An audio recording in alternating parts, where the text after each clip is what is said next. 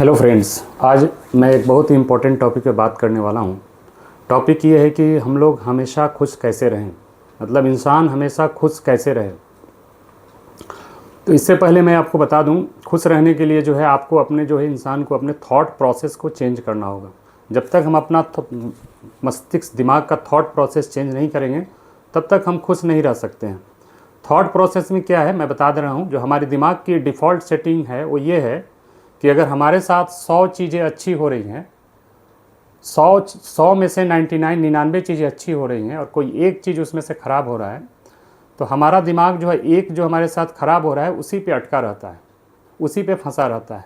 हमारा दिमाग जो है वो 99 चीज़ें हमारे साथ अच्छी हो रही हैं उस पर कभी नहीं जाता है। तो इसको जब तक हम दूर नहीं करेंगे हम खुश नहीं रह पाएंगे। इसको दूर करने का एक ही उपाय है कि हम जो है ऊपर वाले का, खुदा का, अल्लाह का, भगवान का, गॉड का, ईश्वर का जो कुछ भी उसने हमें दिया है उसके लिए हमें उसका शुक्रिया अदा करना चाहिए।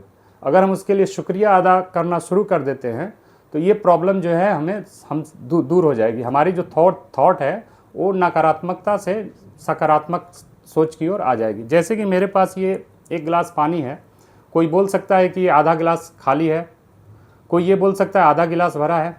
मैं इसको बोलूँगा कि आधा गिलास है तो इसको पीकर हम अपनी प्यास तो बुझा सकते हैं ना कि ये बोलेंगे कि आधा खाली है। तो ये थॉट, इस तरह की जो थॉट, पॉजिटिव थॉट है ना, अगर वो हम डेवलप कर लेंगे तो ये पॉजिटिव थॉट हमारे पास कैसे डेवलप होगी। इसको डेवलप करने के लिए एक ही तरीका है कि हम जो है इस जो कुछ भी हमें मिला है उसके लिए गॉड का, ईश्वर का, खुदा का शुक्रिया अदा करें। हम बहुत सारी ऐसी चीज़ें हमारे लाइफ में जिसके लिए हम शुक्रिया अदा कर सकते हैं। हम अभी जो यहाँ पे बैठ के आपसे बात कर पा रहे हैं, जिंदा हैं, इसके लिए भी हम शुक्रिया अदा कर सकते हैं। हमें जो ऊपर वाले ने ये इन्वायरमेंट दिया जिसमें हम अब बैठ के अभी सांस ले पा रहे हैं, इसके लिए भी हम शुक्रिया अदा कर सकते हैं। और दूसरी चीज़, और भी सारी चीज़ें हैं जिसके लिए हम शुक्रिया अदा कर सकते हैं। अगर ऊपर वाले ने हमारे हाथ पैर सलामत रखा है इसके लिए भी हम शुक्रिया अदा कर। दुनिया में ना जाने कितने लोग हैं जिनको सही से किसी का एक हाथ नहीं है, किसी का एक पैर नहीं है, किसी का दोनों पैर नहीं है, लेकिन फिर भी वो जी रहे हैं, खुश हैं। तो हमको उनसे ये इंस्पिरेशन लेके अपने अंदर ये पॉजिटिव थॉट डेवलप करना होगा। ये शुक्रिया, जो ग्रेटिट्यूड पे करने की आदत अगर हम डेवलप कर लें तो हमारी ये प्रॉब्लम दूर हो जाएगी। दूसरा ये बात है कि अगर दूसरी चीज़, अगर हम अपने अंदर ये सुधार ला लें कि अपने मन में से बदले की भावना हटा दें। कोई हमारे साथ कुछ बुरा कर देता है, तुरंत हम एक दूसरे स्टेट में हम चले जाते हैं जिसको बोलते हैं रिवेंज, बदले लेने की भावना। तो इंसान अगर बदला लेने की भावना लेके जिएगा कभी, तो कभी भी खुश नहीं रह पाएगा। तो हमें जो है माफ़ करना सीखना चाहिए। हमें जो है लोगों को उसकी गलतियों पे माफ़ करना सीखना चाहिए। धार्मिक किताबों में भी ये लिखा है, माफ़ करने वाला आदमी जो है गलती करने वाले से हमेशा बड़ा रहता है, उससे हमेशा ऊंचा ही रहेगा। तो अगर ये हम अपने अंदर एटीट्यूड में, अपने व्यवहार में, अपने थॉट में ये डेवलप ला लें कि माफ़ करना सीख लें, किसी की गलती पे माफ़ करना सीख लें, तो ये ज़रूरी है खुश रहने के लिए कि इस तरह का थॉट हमारा होना चाहिए। अगर हम बदले की भावना में जिएंगे तो कभी भी हम खुश नहीं रह पाएंगे। तीसरी चीज़, अगर हम ये बदलाव ला लें अपने लाइफ में कि दुनिया में कुछ ऐसे लोग हैं और उनकी बातें हैं जिसको हमें इग्नोर करना सीखना पड़ेगा। अगर उसकी बातों को हम इग्नोर नहीं करना सीखेंगे तो भी हम खुश नहीं रह पाएंगे। जैसे कि कोई हमको कुछ बोल देता है उल्टा सीधा, अगर हम उस पर रिएक्ट कर देंगे तो वो चीज़ें हमारे पूरे जो है माइंड का जो है बैलेंस बिगाड़ देता है, जिसके वजह से पूरे शरीर में, बॉडी में एक निगेटिव हार्मोन दौड़ने लगता है, जिसके वजह से हमें फिर सैड फीलिंग, खुशी वाली फीलिंग नहीं रहती है। तो खुश रहने के लिए अगर हम कुछ लोगों को, उनकी बातों को अगर इग्नोर करना सीख लें, जितना जल्दी ये सीख लें, इसके वजह से हम जो है अपनी लाइफ पूरी तरह से ट्रांसफॉर्म कर सकते हैं। एक काम लाइफ जी सकते हैं, एक मेंटल पीस में जी सकते हैं, और जिसको बोलते हैं हम लोग सुकून। बहुत सारे लोग ऐसे बोलते हैं कि हमारे सुकून ही नहीं है, मेरे पास सब कुछ है लेकिन सुकून नहीं है। तो अगर ये 3 चीज़ें अपने लाइफ में अगर कोई ला देता है, पहला ग्रेटिट्यूड पे करना सीख ले, आप जो कुछ भी उसके पास है उसके लिए आभार व्यक्त करना सीख ले, जिसको हिंदी में आभार बोलते हैं। दूसरी चीज़ ये है कि अगर वो दूसरों को माफ़ करना सीख ले तो भी, और तीसरी एक चीज़ है जो इससे इग्नोर करना, किसी को इग्नोर करना भी ज़रूरी है। हर बात पे अगर हम रिएक्ट करेंगे तो भी हम खुश नहीं रह पाएंगे।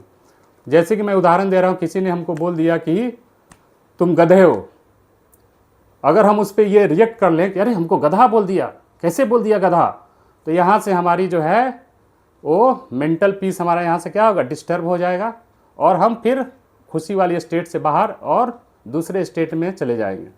तो मेंटल पीस में रहने के लिए हमें जो है इन सब बातों पे इग्नोर करना सीखना होगा। अगर हम रिएक्ट नहीं करेंगे तो हमें बहुत पीस मिलेगा। और सबसे लास्ट में ये कि इस खुश नहीं रहने की वजह से अगर कोई सुकून में नहीं है तो उसके वजह से उसको क्या परेशानी होती है।